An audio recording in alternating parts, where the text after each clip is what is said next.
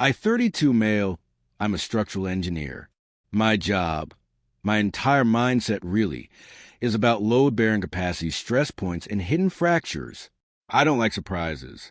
I like knowing exactly how much weight a beam can hold before it snaps. I've applied that same logic to my finances, building a solid portfolio of commercial real estate and investments by the time I hit 30. My fiancée was the opposite. She was spontaneous, vibrant, and a little chaotic. I thought she balanced me out. I thought her free spirit was exactly what I needed to stop being so rigid. She came with a package deal, though. Her male best friend, you probably know the type. He's an entrepreneur, in the sense that he talks a lot about disruption and synergy, but has never actually launched a product. He's been living off his parents' allowance and crashing on couches while waiting for his big break. I never liked him. He looked at me with this mix of envy and disdain, like I was a boring suit who didn't get his genius. But my fiancée insisted they were basically siblings, that their bond was purely platonic, and that I was being insecure if I questioned it. I trusted her. I swallowed my annoyance because I thought that's what a good partner does. 2 weeks ago, that trust didn't just break. It was incinerated. We were at my place on a Tuesday evening. She was in the shower, getting ready for a dinner with my parents. Her phone was dead and charging in the bedroom. I was in the living room, reviewing some CAD drawings on my iPad. About a year ago, we went on a trip, and she had logged into her iCloud on my iPad to show me some photos. I use this iPad strictly for work, blueprints, emails, contracts, so I never opened the Photos app. I honestly forgot her account was even linked to the device. Then the sync happened. A banner notification dropped down from the top of the screen. It wasn't email. It was an iMessage. Best friend. Did you tell him about the prenup yet? Make sure the cheating clause is vague. I stared at it. My brain stalled. For a solid 10 seconds, I just looked at the words, trying to make them mean something else. Maybe it was a joke. Maybe they were talking about a friend. But the engineer in me saw a structural failure, and I couldn't ignore it. I tapped the notification. The entire message thread loaded. It went back months. It wasn't just flirting. It was a business plan. Fiancé, he's annoying me today. He keeps talking about budgets for the wedding. He doesn't get that this is my brand launch too. Best friend, just humor him, babe. Once the ring is on and the papers are signed, we have access to the accounts. My startup needs that seed money. He's liquidity. Fiancé, I know. I just wish you were the one with the money already. I hate waiting. I hate sleeping with him knowing I'm thinking about you. Best friend, soon, he's just a backup plan until I launch. Keep him happy. Keep the backup plan secure. Fiancé, he's a safe, boring safety net. But God, I can't wait to cut the net. I didn't scream. I didn't throw the iPad. I felt the blood drain from my face, leaving me cold. They had outlined everything. She wasn't just cheating. She was executing a merger where I was the asset to be acquired and stripped for parts. They mocked everything about me. They made fun of the way I dressed, the way I spoke, even the way I took care of my mom, who is in assisted living. They called me the wallet and Plan B. She walked out of the bathroom 10 minutes later, wrapped in a towel, steam rolling off her shoulders. She looked beautiful. She smiled at me, that same bright, warm smile I had fallen in love with. Ready to go, honey? Your dad hates it when we're late. I looked at her, and it was like looking at a stranger. Yeah, I said. My voice sounded calm, which terrified me. Just finishing up some work emails. I didn't confront her right then. Confrontation without leverage is just noise. I needed to dismantle this properly. I took screenshots of everything. I screen recorded the scrolling history to capture timestamps and context, so she couldn't claim they were faked or taken out of context. I forwarded everything to a secure cloud folder she couldn't access, then deleted the evidence from the iPad. That night at dinner, I held her hand. I paid for the expensive bottle of wine she ordered. I watched her charm my father, laughing at his jokes, playing the perfect future daughter-in-law. Inside, I was calculating exactly how to burn her world down. The next 3 days were a performance. I acted stressed, distant. I let her ask me what was wrong, and I deflected. I needed to see how far the entitlement went. I needed to give them enough rope to hang themselves legally and socially. I called my lawyer, a shark of a woman who handles my commercial contracts. I sat in her office, laid the iPad on her desk, and let her read. She didn't offer pity. She offered strategy. The ring is a conditional gift in our state, she explained, tapping a pen against her desk. If the marriage doesn't happen, you get it back.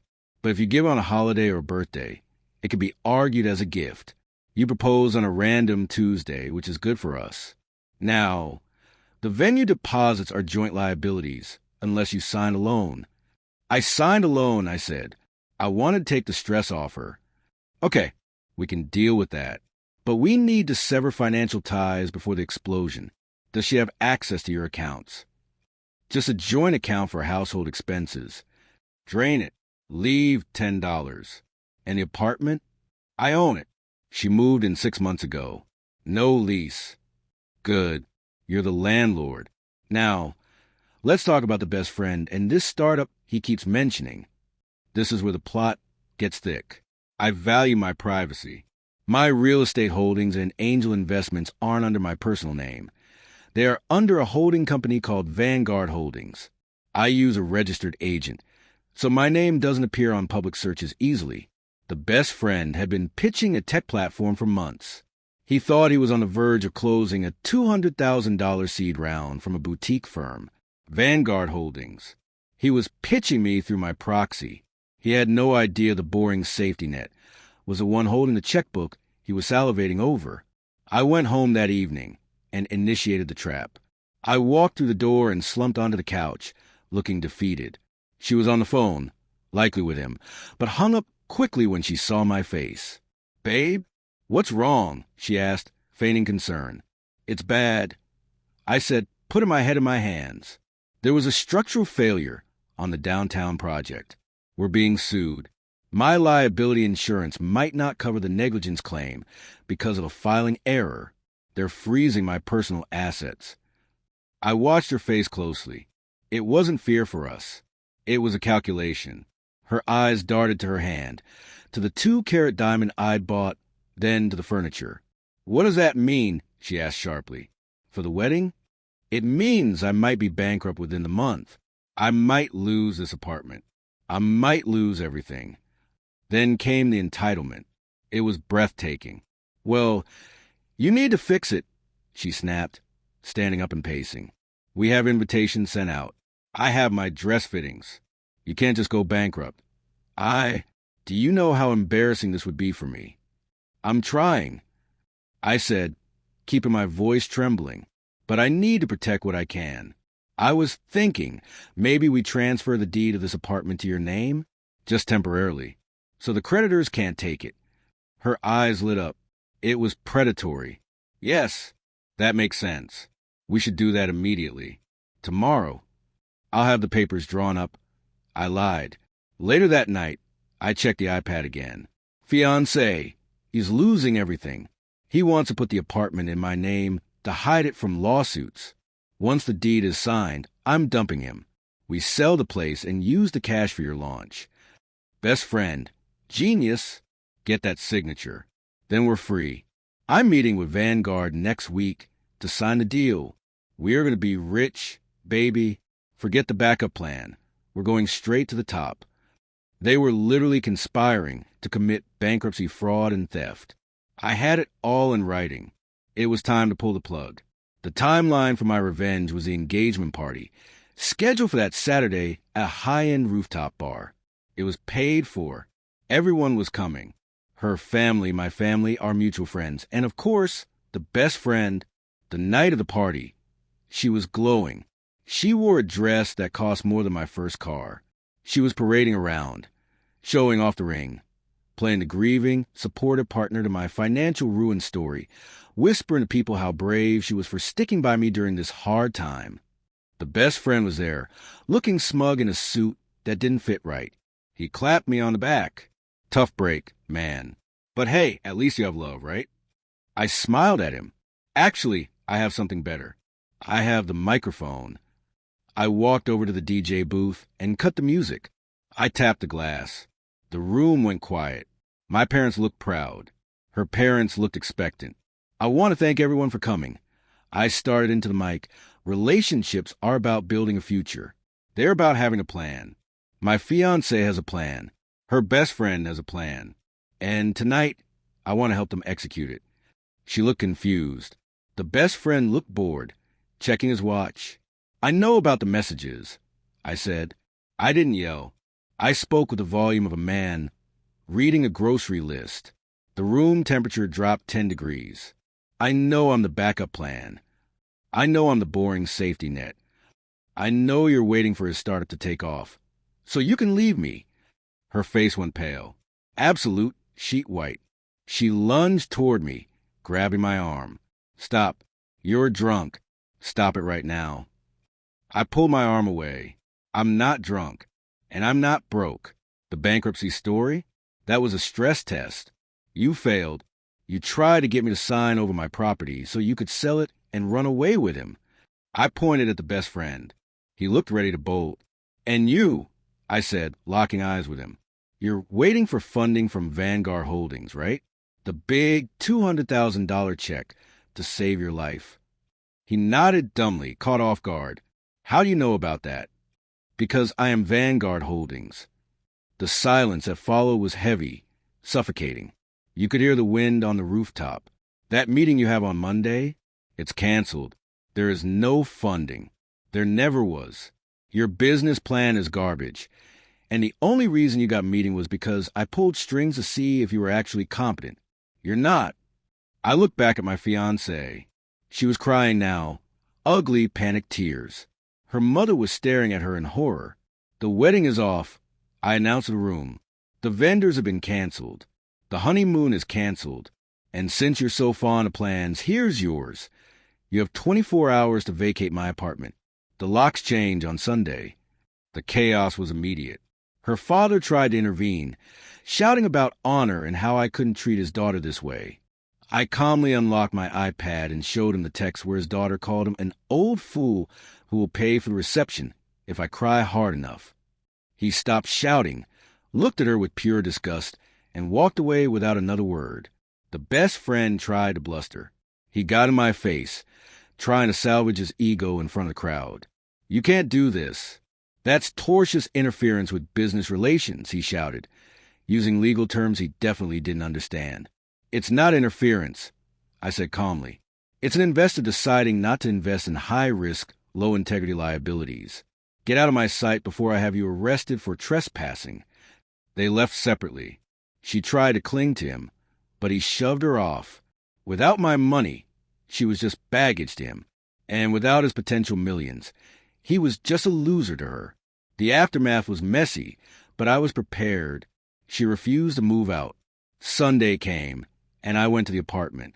I brought 2 off-duty police officers I had hired for security, anticipating drama. I also had a locksmith on standby. When I entered, the place was a wreck. She was there, screaming that she had tenant rights and that I couldn't kick her out without a 30-day notice. She wasn't entirely wrong. Without a lease, in our state, she was a tenant at will, which usually requires a notice period. But I knew she had a temper, and I knew she would escalate. I stood there calmly while she screamed. When she realized I wasn't arguing back, she grabbed a heavy glass vase from the entry table and threw it at my head. It shattered against the wall, inches from my face. The officers witnessed it. That's domestic assault. They arrested her on the spot. While she was being processed at the station, I went to the courthouse and filed for an emergency protective order. Since she had assaulted me in the home and there were police witnesses, the judge granted it immediately. The order barred her from coming within 500 feet of me or my residence. This effectively bypassed the eviction process. She couldn't return to the apartment without violating the order and going to jail. She tried to sue, of course. She found a lawyer who worked on contingency to send me a letter demanding palimony and emotional distress damages, claiming I humiliated her publicly and ruined her reputation. My lawyer responded with a binder thick enough to stop a bullet. We countersued for the return of the engagement ring, and half the deposits I had lost because she refused to sign the cancellation waivers. We went to mediation a month later. She looked tired. The glamour was gone. She was staying on a friend's couch because the best friend had blocked her number and her parents were refusing to fund her lifestyle anymore. He just wants his ring back. My lawyer said to the mediator, "Return the ring, drop your frivolous claim," and we dropped the suit for the deposits. She slid the ring across the table. She looked at me, eyes red, trying one last manipulation. "I loved you," she whispered. The audacity was stunning. "No," I said. "You love the safety. You love the backup plan. But the thing about backup plans is that they only work if the main system fails. You crash both systems." I walked out. It's been 6 months. I sold the apartment. Too many bad memories in those walls. I bought a fixer-upper upstate, something with good bones that needs honest work. It's therapeutic to strip something down to the studs and build it back up the right way. I heard through the grapevine that the best friend is working retail at a tech store. His reputation in the local startup scene is dead because word got around that he tries to poach investors' fiancés. Investors talk, and nobody wants to give money to a liability. Her? She's back living with her parents. She tried to reach out to me once via LinkedIn of all places, congratulating me on a project award. I blocked her. I lost a fiancé, a best friend, and about $15,000 in non-refundable deposits. But I kept my dignity, my house equity, and the rest of my life.